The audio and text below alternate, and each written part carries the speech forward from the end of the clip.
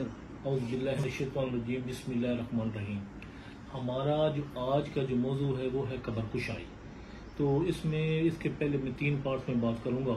पहला जो इसका पार्ट होगा उसमें ये होगा कि कब्र कुशाई की कौन सी ग्राउंड हैं और किन वजूहात पर कब्र कुशाई हो सकती है।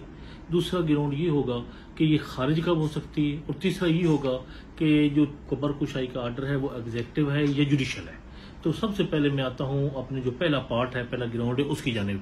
अब जो कब्र कुशाई है इसका जो तरीकाकार दिया गया है वो 176 सब सेक्शन 2 ऑफ पाकिस्तान तहज़ीरात पाकिस्तान में दिया गया है और उसमें ये करार दिया गया है कि जब किसी शख्स की मौत हो, उसकी तदफीन हो जाए तो वो उसके वारसान को अगर ये शक हो कि ये इसकी जो वफात है या मौत है वो अननेचुरल हुई है तो या किसी कत्ल करने का शक हो तो वो दरख्वास्त जाकर मुतलका इलाका मजिस्ट्रेट को दायर करते हैं और मुतलका इलाका मजिस्ट्रेट की सवाबदीद पे है कि वो सिर्फ पटिशन का बयान लिखे और उसके बाद पुलिस रिपोर्ट मंगवा कर बहस सुनकर फैसला कर दे या पूरी इंक्वायरी करे, यानी गवाह के बयान लिखे और उनको एग्जामिनेशन का मौका दे। ये डिपेंड करता है मजिस्ट्रेट साहब पे। अब मैं इसके पहले आता हूँ कि इसकी लिमिटेशन क्या है कि कितने ये वफात के कितने अरसे बाद दायर की जा सकती है।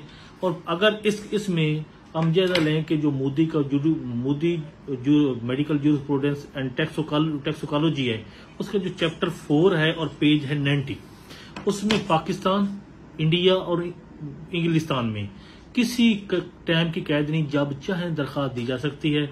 उसमें फ्रांस जो है 10 साल और जर्मनी में 30 साल है। और इस बाबत एक सुप्रीम कोर्ट की जजमेंट भी मौजूद है 2008 HMR पेज है 1086। इसमें ये तमाम पैरामीटर दिए गए हैं कि जो लिमिटेशन को कवर करते हैं। और इसमें एक और जजमेंट है सुप्रीम कोर्ट की, वो है 1987 HMR पेज है 72। और उसमें ये करार दिया गया था कि पाकिस्तान, इंडिया और इंग्लैंड में के जो लिमिटेशन है डिसइंटरमेंट की या कब्र कुशाई की वो 1 साल है।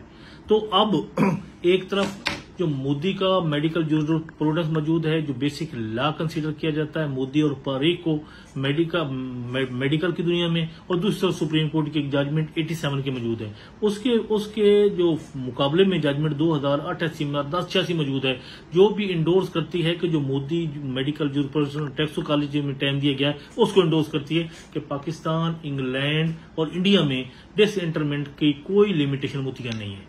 अब मैं आता हूं कि जो ये है दरखास्त कब्र कुशाई ये कौन मूव कर सकता है। पहली तो बात ये है कि उसके जो लीगल हेयर्स हैं वो मूव कर सकते हैं और उसके अलावा अगर लीगल हेयर्स नहीं है जो क्लोज रिलेटिव मूव कर सकते हैं। अगर कोई भी नहीं है तो जो स्टेट है, जो स्टेट फंक्शनरीज हैं कि वो भी ऑन हिज बिहाफ भी मूव कर सकती हैं कि अगर उनको शक हो किसी शख्स की मौत है वो नेचुरल नहीं है, अननेचुरल हुई है, कत्ल किया गया है, तो इसको ये डिटरमिन करने के लिए वो मजिस्ट्रेट को दरखास्त दायर कर सकते हैं। इस बाबत जो जजमेंट्स हैं वो है 2007 PLD Lahore 176, 2010 PCLJ page 4, 2010 MLD page 5। अब ये देखना है कि जो कब्र कुशाई है क्या वो सिर्फ कहने पे हो जाती है या उसमें कोई ग्राउंड दिए गए हैं। पहला तो उसमें ये सिंपल ग्राउंड है और सिंपल ऑन द ग्राउंड और सस्पिशन जो है कब्र कुशाई हो सकती है। दूसरी बात ये है कि उसमें कुछ न कुछ शो करना होता है कि इसकी जो मौत है वजह मौत जहर से हुई है या इसको फायर से कत्ल किया गया है या कोई वेपन ऑफ ऑफेंस इस्तेमाल हुआ है।